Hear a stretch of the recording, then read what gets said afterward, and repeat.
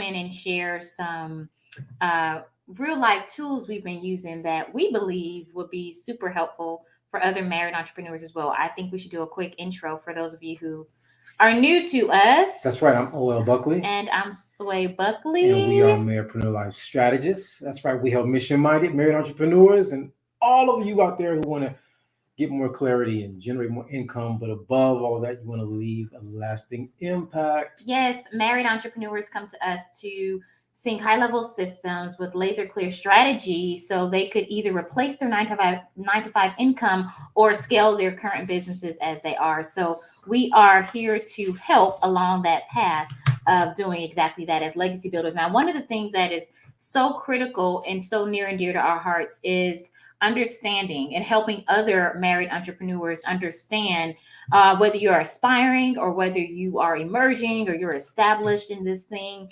that you don't have to build with stress or anxiety or overwhelm or exhaustion, right? There's all these things that people say are a part of like the process, and it has to be, Well, are necessary. right?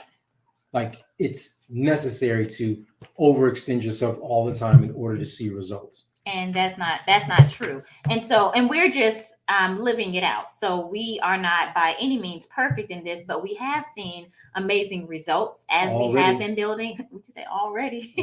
And so we want to come and share these with you. So it doesn't matter if you're an indiepreneur or if you're a spousalpreneur or you're a couplepreneur, marriedpreneur type, or a combination of those. These strategies will absolutely work for you. And if you don't know what those are, indiepreneurs are those spouses, those married couples where both spouses are building individual businesses. And then you have the spousalpreneurs where one spouse is building the business when the other spouse may be working a 9 to 5 and then supporting that spouse in that. And then there are the couplepreneurs where both spouses are working together to build the same business. So all three of those marriedpreneur types will definitely benefit from what it is that we're talking about here. And if you're an indiepreneur, we'd love to know. If you're an indiepreneur, put I in the comments. If you're a spousalpreneur, drop an S in the comments. If you're a couplepreneur, drop that C in the comments. And you may be a combination of those. We in fact are both indie and couplepreneurs. That's right. We started off spousal. Yes, when we got married. 12 years ago. Then we went indie. Then we went indie/couple. Yes. And we've been doing it full time for about 10 years now. And through that, it's been like transitions, right? Like, so we started off like solely as indiepreneurs, and then started building Ameripreneur Life together, and then transitioned into indie and couplepreneurs, right? So, it is what it is, and what you're called to is what you're called to when you have the grace to do that. But you don't have to do it stressed out. You don't have to do it. Touch your neighbor and say you don't have to be stressed out. You don't. Right. And so we don't want you all to feel that way and to feel overwhelmed in this building. So this is why we're going to give some very practical steps and strategies that we've been using the last few years, and even more so the last several weeks. We've really been like diving into making sure that we are not allowing stress, overwhelm, anxiety into any of our building stage and process. Because the thing is, like, what's the point of building, but you're stressed out, right? What's the point of having a business, but you can't even enjoy the fruit of your labor? Like, what's the point? You have another, what's the point? No, that's it. I mean, what's the point? I mean, it's about, I don't have a point, but I don't have a point for that, but I have another point. Okay. It's really about changing the culture. Because whatever you do routinely ultimately becomes the culture. And so if you allow yourselves to work that way, and it's so easy to do, so subtle the way it happens, then what ends up happening is we end up having a culture of stress and a culture of overwhelm because those things become habitual. So we want to nip that in the really mindset phase of how we approach day to day, because otherwise then, to your point, what would be the point of living like that? Exactly. And hey, fam, we see you here. We don't see who it is, though. On Facebook, we can't see. So let us know, unless you've already allowed the tool StreamYard to be, I guess, a part of your situation. So we can see. Okay, I can see the names down here, too. So let us know who that is. Well, hey. Okay, so let's dive into this. So we decided that we are, we went over 3 different tools and strategy that we individually use, and then we're going to share those together with you. Hey, Jessica. Hey, girl. How you doing? Happy New Year to you. So we want to share all 6 of those with you all, so y'all can write these down. We definitely would recommend writing these down, or if you have an extra device, your phone or whatever, put it in your notes, because these are going to come into play, especially if you've already started feeling a bit of overwhelm about the year. Especially if you felt like, or been feeling a bit anxious about, okay, well, we have all these big goals, but how are we going to get it done? And then you may feel a bit stuck in anxiety.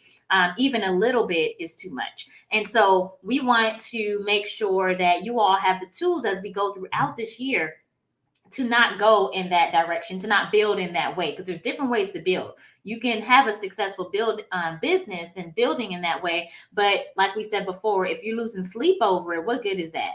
Right? What does that all come to? So we want to make sure that you all are clear on how you can do it, and do it in a way that is peaceable and profitable at the same time. Amen for that. So want to start with that first one? Yes. So number 1 is game plan. Yes. Game plan, game plan, game plan. Can y'all drop that in the comments too? Game plan. So those who are coming, they can see that. That's the number 1 thing. Make sure you have a game plan. Yeah. So a game plan is made up of answering these 3 questions. What needs to be done? When does it need to be done? And what do I need to do it?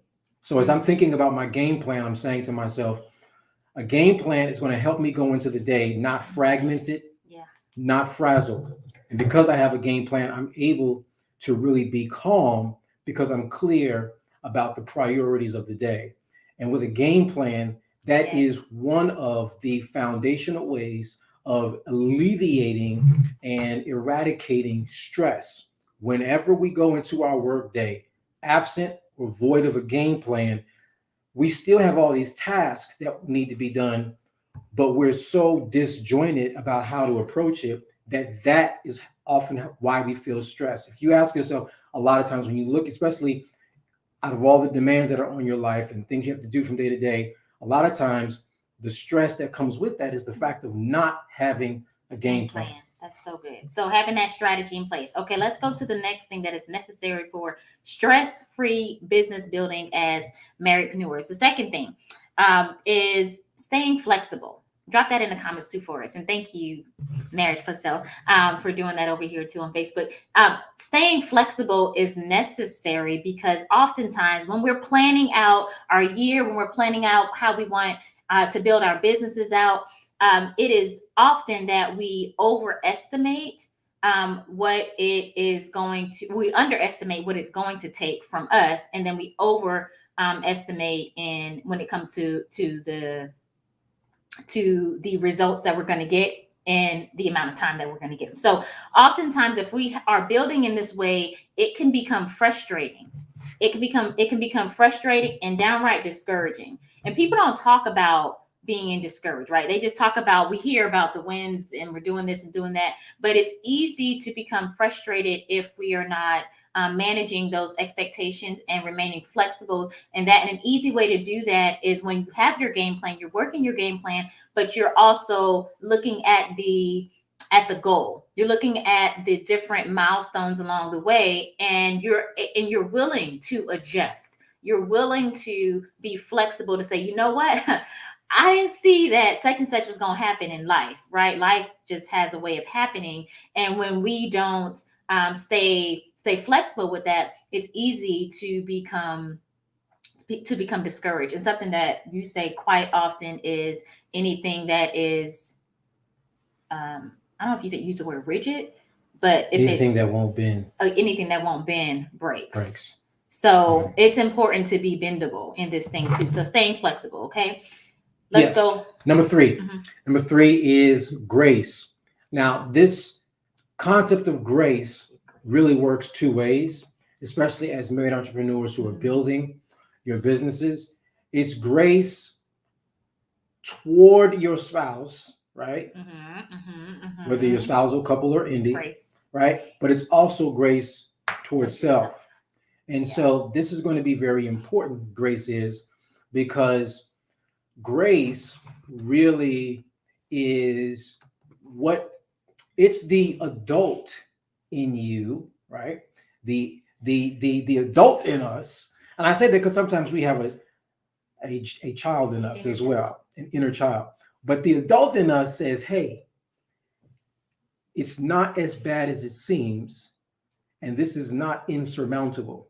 You can overcome this. So what happens is grace allows us to look at things in their perspective. So we can look at a molehill and say, it's a molehill. It's not a mountain. And we can look at a mountain and say, we have help. We have time. And this is not going to happen overnight. So we can scale this mountain. We just have to be consistent. So that grace is about putting everything in perspective so that we're not overly hard on ourselves and unreasonable with ourselves, or holding ourselves to this ideal target that may not have been real from get-go. And we have to have that kind of, and this is also, I mean, it's wonderful that this is really connected to flexibility, or right after flexibility, because they're kind of one and the same. It's just the grace is really the attitude that allows you to be flexible. Yeah, that grace is key. So say, for example, you're working through an actual mountain, right? It is an actual mountain. Well, how do we give grace? Like, what does that look like? What's a practical way of doing that?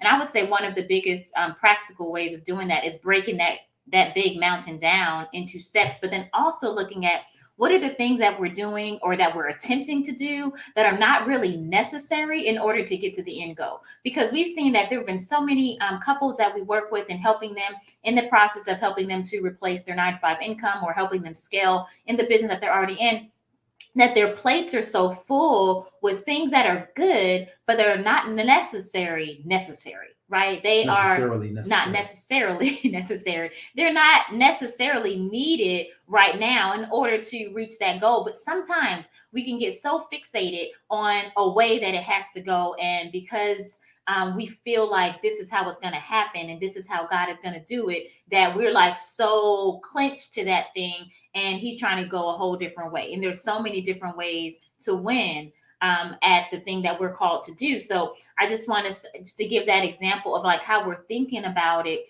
as you're giving grace to your spouse, then giving grace to yourselves, and doing so, taking those steps to say, okay, what are some things that we can absolutely like eliminate?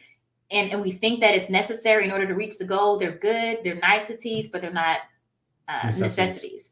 Okay, so there's that. Okay, so let's go. So we're halfway through it. Okay, so let's go through.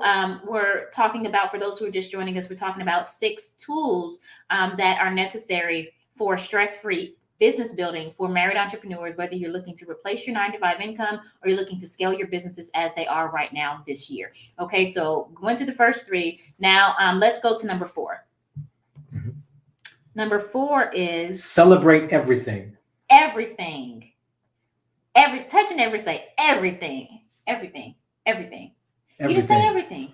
Everything. Listen, and so you can tell in this marriage who is the celebrator.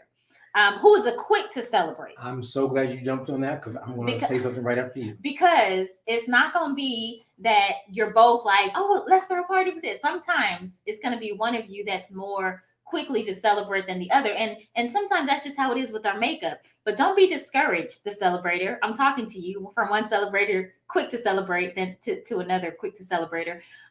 If your spouse is not like, oh yeah, let's throw this party, right? Because your spouse may be like, well, listen, I'm not where I want us to be, or da-da-da-da-da.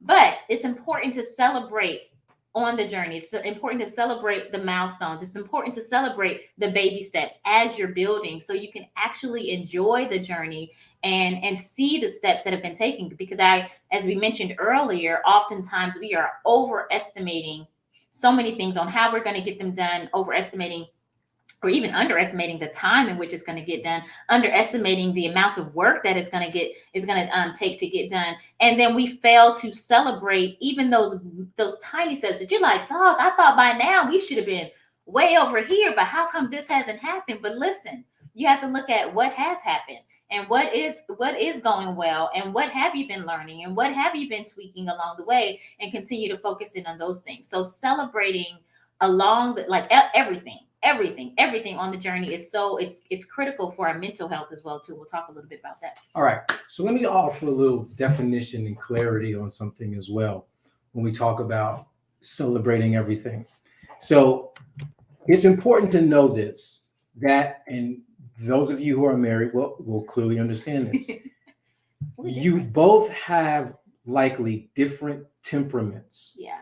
And so celebration is going to sometimes look differently because you have different temperaments. So one of you may be festive and exuberant in your celebration. The other of you may be relaxed and calm in your celebration. Yeah. So I want to say, don't assume that because your spouse may not celebrate in the same mode of expression as you do, that they are not, in a sense, celebrating. Because let me tell you how it goes down in the Buckley household. We can just be fully transparent right here. Okay, I'll see some other celebrators on IG over there. Okay, celebrators unite. So we're all okay. It's not that the other one is not celebrating. I just explained that. I know. If you want to use a word for distinction, use festive.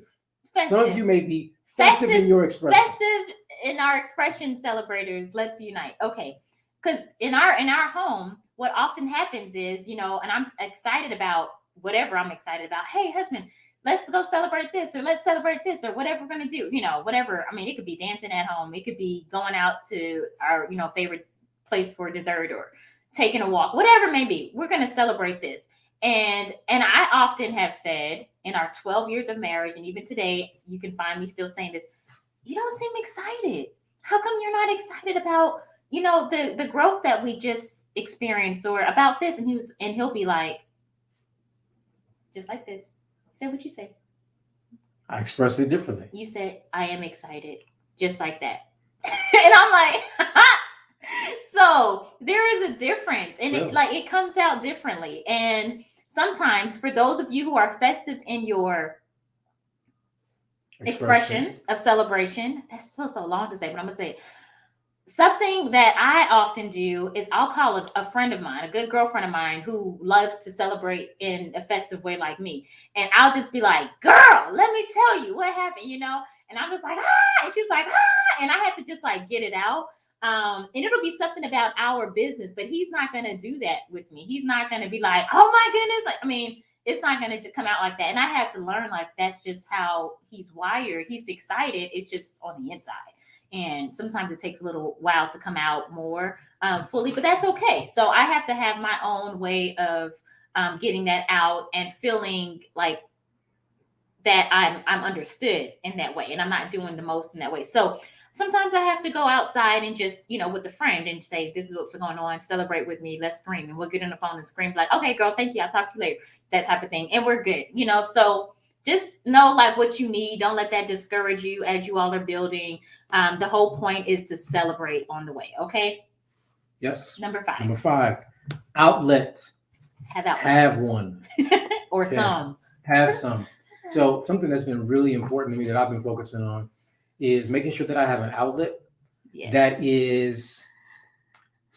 doesn't require critical thinking, is somewhat mindless. And I don't want to say like mindless in a bad sense, but it doesn't engage critical thinking. It just allows me to just be.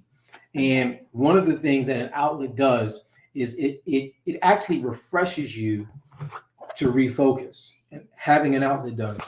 I remember, and I think I've used this example before, I used to play the trombone. And when I played the trombone, the more you blow into the trombone, what happens is that because it's a wind instrument, it's going to collect saliva. It is brass, but it requires wind. Oh. So it collects saliva. And what happens is that if you don't release that saliva, then it'll muffle, mute your notes. And so you have to have a release valve at the end of the instrument that you can blow that out. And sometimes as we're working, even with a game plan and all of that, giving grace, being flexible, celebrating everything, just by virtue of working over time, there's going to be a buildup of stress. Saliva. It's going to build up of stress. And what we have to do is we have to have a way to sort of just clear that out. And so having an outlet helps you to refocus and build stress free. Yeah, absolutely. So can we talk about this outlet? And I see you, Sandra, Sky, you talking about you and your husband or something like that. You kind of switch roles at times too. That's hear so you. real. That's real too. It can switch because there's some times that he could be super excited about something. He doesn't express it in the same way that I do. But it's more festive than. But it's more festive. But then I may be a little bit more subdued. Like, oh, that's awesome. So real quick, when it comes to these outlets, it's critical to have these outlets to avoid building in stress or with anxiety or overwhelm or any of these crazy things. So mental health, the mental state, your emotional state is so critical to be aware of.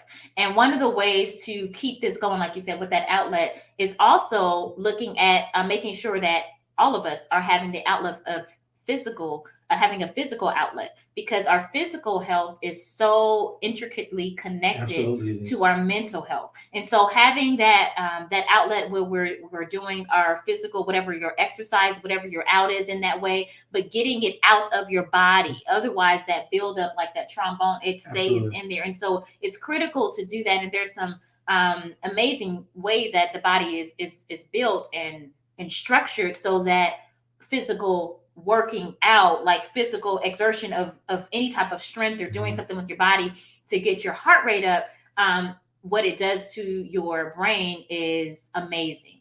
And you feel like a whole new person when you actually, work out, whatever that may be for you, but just making sure that it is an ongoing thing, because it does not only help the physical aspect, but your emotional health, as well as your mental health, the clarity of your thinking.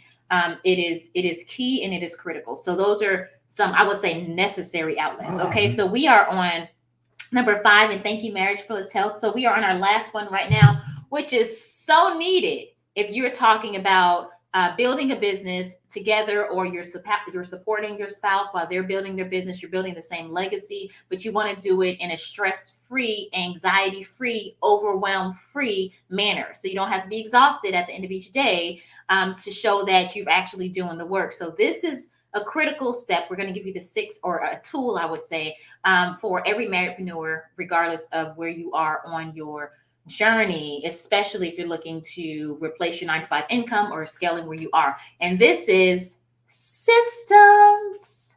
So drop a systems in the comments for us. Whew, where should we? There's a lot of ways we can go with systems, but I'll say this: a system is a understood path to accomplishing fill in the blank. So when we have an understood path to accomplishing whatever it is that we're working on for that day, that system is going to allow us to do a lot of things. Number one, the system is going to take an aspect of the work from us. And the system funnels much of that work. It does the heavy lifting. It does the heavy lifting. The other thing that the system does is it gives us the ability to monitor oftentimes, so we are not shocked or surprised when a timeline comes up. So in other words, if there's a system, I can monitor the system so I can gauge progress before I get to the end, and I'm stuck or shocked, like, what happened? When you have a system, you don't find yourself asking what happened. Right. There is something that powerful happens when you all are implementing systems as marriedpreneurs, whether you're indiepreneurs, spousalpreneurs, or couplepreneurs. One of the most powerful things I would say is it keeps you on the same page, and it keeps you all from wasting time, being confused, running after different things that are not even in full alignment with your Ameripreneur vision. That in alone, as it's by itself, is a system. Having that level of clarity together to know and to be clear about what are you building. And then the system is how are you building it? But guess what? You don't have to do the heavy lifting. A system does that for you. So sure, there's some things that you're going to put in on the front end, but as far as like building out your legacy, you must have legacy systems in place to actually help you all to scale and to build it, but also so you are doing it in a way that is in alignment with your core values. One of our big core values is peace. Like there's going to be peace in this home. And so in order to do that, we have to have systems in place. And so that's our daily legacy systems. That's our Ameripreneur, our operating systems. That is understanding how we do certain things. That's what we have a MEP in place, which is the marriage enrichment plan for the year. Like all these are systems. So we're clear about our priorities. So we're actually prioritizing our priorities, right? And then we're clear on what the profitability looks like, what it needs to be, and what are the systems that need to be in place to help automate that, once again, to do that heavy lifting. So making sure that you're building systems, you're implementing systems as you all are growing is critical, because if without having the right systems in place or even broken systems, you're actually working harder than you need to. And then you realize you're not getting as far as you know that you're able to be. But it's the systems that may be holding you back. So we want to make sure that you all are clear on that. And based on where you are determines what kind of systems that you would want to have in place. One of the things that we want to give to you all, we've created a free systems download for married entrepreneurs. We will send that to you. We'll DM it to you. If you're on Facebook, we'll send that to you in Messenger as well. Just put systems below.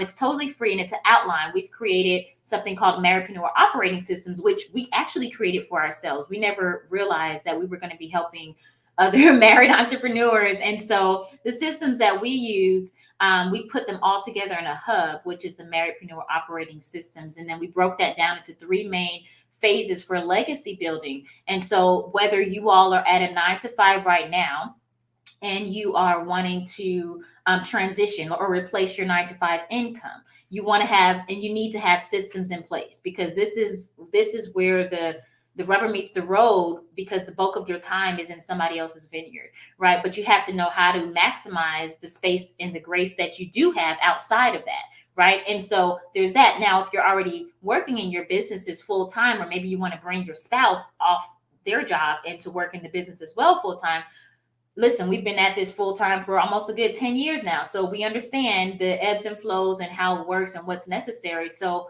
you want to have systems in place for your spouse as well too, understanding the wealth roles, understanding, where they fit into it, and understanding what you all are going to be growing and building into. So the first step is to make sure you have a checklist. And so we've created that for you. Our checklist, we can definitely, like I said, send that to you. Just drop the word systems in the comments and we'll get that over to you. Awesome, awesome, awesome. We see lots of systems here. So we'll make sure we get those to you all so you can build in a way that is peaceable, that is purposeful, and that is profitable this year.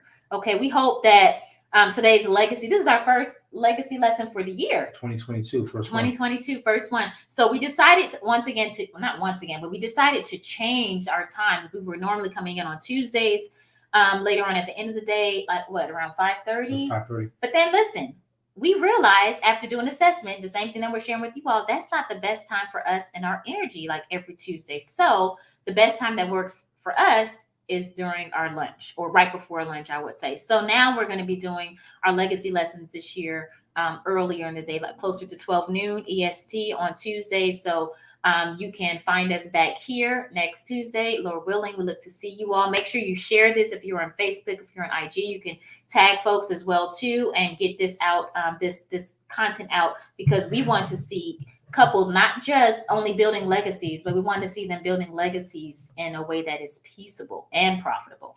Amen for that. So amen, amen, amen. So we hope that this has been helpful for you all. And we look forward to seeing you all live next Tuesday, Legacy Lessons, 12 noon EST. All right. Y'all have a good one. Peace out. Oh, we should do our closeout. Yep. Keep living purposefully, powerfully, and profitably in sync. All right. Peace out, y'all.